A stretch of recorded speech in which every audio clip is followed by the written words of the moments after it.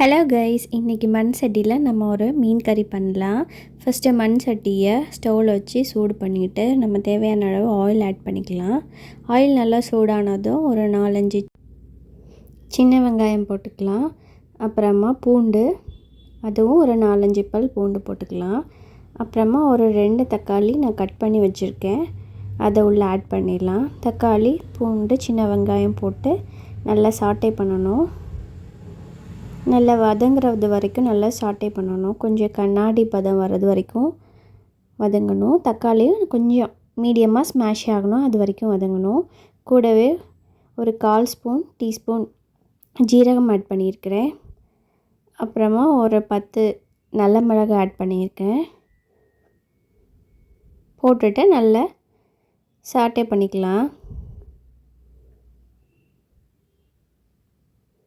கொஞ்சம் நல்லா வதங்கினதும் 3 டேபிள் ஸ்பூன் மல்லி பவுடர் ஆட் பண்ணியிருக்கேன். மிக்ஸ் பண்ணி விடணும். தக்காளி வெங்காயம் கூட நல்லா மிக்ஸ் பண்ணி விட்டுட்டு அப்புறமா நம்ம ஸ்டவ்வை ஆஃப் பண்ணிடலாம். ஆஃப் பண்ணிவிட்டு அதே சூடில் கொஞ்சமாக ஒரு ஸ்பூன், நான் ஒரு 3/4 ஸ்பூன் சில்லி பவுடர் ஆட் பண்ணுறேன். சில்லி பவுடர் ஆட் பண்ணி அதில் கொஞ்சம் வதங்கட்டும். ஆஃப் பண்ணிட்டேன். இந்த சூடில் அது வதங்கினா போதும். சூடு நல்லா ஆறினதும் ஒரு மிக்சர் ஜாரில் ட்ரான்ஸ்ஃபர் பண்ணிடலாம். ட்ரான்ஸ்ஃபர் பண்ணிவிட்டு இது கொஞ்சம் நல்லா ஸ்மூத்தாக அரைச்சி, கொஞ்சம் தண்ணி விட்டு நல்லா ஸ்மூத்தாக அரைச்சி எடுத்துகிட்டு வந்துடலாம். இப்போ நல்லா ஸ்மூத்தாக அரைச்சி எடுத்துகிட்டு வந்தாச்சு. அப்புறமா மறுபடியும் மண் சட்டி வச்சு எண்ணெய் ஊற்றி வெந்தயம் போட்டு தாளிச்சிருக்கேன். வெந்தயம் கொஞ்சம் பொரிஞ்ச உடனே நம்ம கட் பண்ணி வச்சுருக்கிற ஒரு பச்சை மிளகாய், அப்புறம் கருவேப்பிலை போட்டுடணும். கருவேப்பிலை போட்டு கொஞ்சம் ஃப்ரை ஆனதும் நம்ம அரைச்சி வச்சுருக்க மசாலாஸை கொஞ்சம் கொஞ்சமாக அதில் ஆட் பண்ணிக்கலாம். இப்போ மசாலாஸ் ஆட் பண்ணியாச்சு. மசாலாஸ் ஆட் பண்ணி இந்த ஆயிலில் கொஞ்சம் சாட்டே பண்ணுவோம். கொஞ்சம் பச்சை ஸ்மெல் போகிறது வரைக்கும் கொஞ்சம் லைட்டாக சாட்டே பண்ணிக்கலாம். பாருங்கள், சைடில் எண்ணெய் பிரிஞ்சு வருது. இந்த ஸ்டேஜில் நம்ம புளி தண்ணி கொஞ்சம் கரைச்சி வச்சுருக்கேன், அதை நம்ம இது கூட ஆட் பண்ணிக்கலாம். புளி தண்ணி கரைச்சி வச்சுட்டு கொஞ்சம் மிக்ஸ் பண்ணி விடுங்க.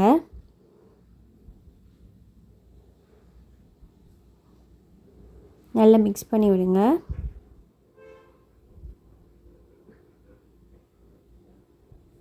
அப்புறமா நம்ம மிக்ஸி வாஷ் பண்ண தண்ணியும் இது கூட ஆட் பண்ணிக்கலாம். உங்களுக்கு எக்ஸ்ட்ரா தண்ணி ஆட் பண்ணிக்கோங்க, திக்னஸ் கம்மியாக வேணும்னா.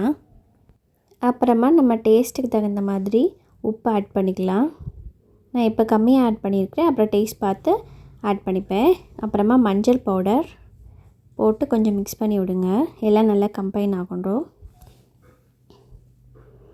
அவ்வளோதான், நம்ம அப்படியே வச்சு கொஞ்சம் கொதிக்க விட்டுடலாம். இப்போ மசாலாஸ் கொஞ்சம் கொதித்து பபிள்ஸ் வர ஸ்டார்ட் ஆகிடுச்சு. கொஞ்சம் நல்லா தளன்னு கொதித்து வரணும். தளன்னு கொதித்து வர டைமில் நம்ம ஃபிஷ் ஆட் பண்ணிடலாம். இப்போ பாருங்கள், நல்லா கொதித்து வருது. சைட்லலாம் லைட்டாக ஆயில் பிரிஞ்சு வருது. இப்போ நல்லா கொதிச்சிடுச்சு.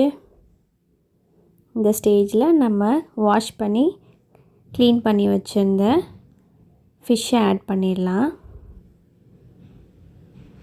நான் இன்றைக்கி நவர மீன் யூஸ் பண்ணியிருக்கேன். நீங்கள் எந்த ஃபிஷ் வேணாலும் இதுக்கு யூஸ் பண்ணிக்கலாம், நல்லா டேஸ்ட்டாக இருக்கும். ஃபிஷ் ஆட் பண்ணிவிட்டு கொஞ்சம் மிக்ஸ் பண்ணி விட்டுக்கலாம். மீனில் நல்லா மசாலா பிடிக்கட்டும். லைட்டாக மிக்ஸ் பண்ணி விட்டுக்கணும். ரொம்ப ஸ்பூன் போட்டு மிக்ஸ் பண்ணக்கூடாது, மீன் உடஞ்சி போயிடும். அப்புறம் டேஸ்ட் பார்த்து நான் கொஞ்சம் சால்ட் ஆட் பண்ணிக்கிட்டேன். எனக்கு இந்த சால்ட்டு போதும். உங்களுக்கு எக்ஸ்ட்ரா வேணும்னா நீங்கள் salt and chilli powder add பண்ணிக்கோங்க. இப்போ பாருங்கள், நல்லா கொதித்து வந்துருச்சு. அவ்வளோதான். இந்த ஸ்டேஜில் நீங்கள் கருவேப்பிலை ஆட் பண்ணிவிட்டு ஒரு 2 மினிட்ஸ் கொஞ்சம் கொதிக்கட்டும். ஒரு 2 மினிட்ஸ் கொதிக்க விட்டுட்டு நீங்கள் ஸ்டவ்வை ஆஃப் பண்ணிடுங்க. அவ்வளோதான், சூப்பரான மீன் குழம்பு ரெடி ஆகிடுச்சு. உங்களுக்கு இந்த மீன் குழம்பு பிடிச்சிருந்துச்சுன்னா நீங்களும் ட்ரை பண்ணி பாருங்கள். டாட்டா, பாய் பாய்.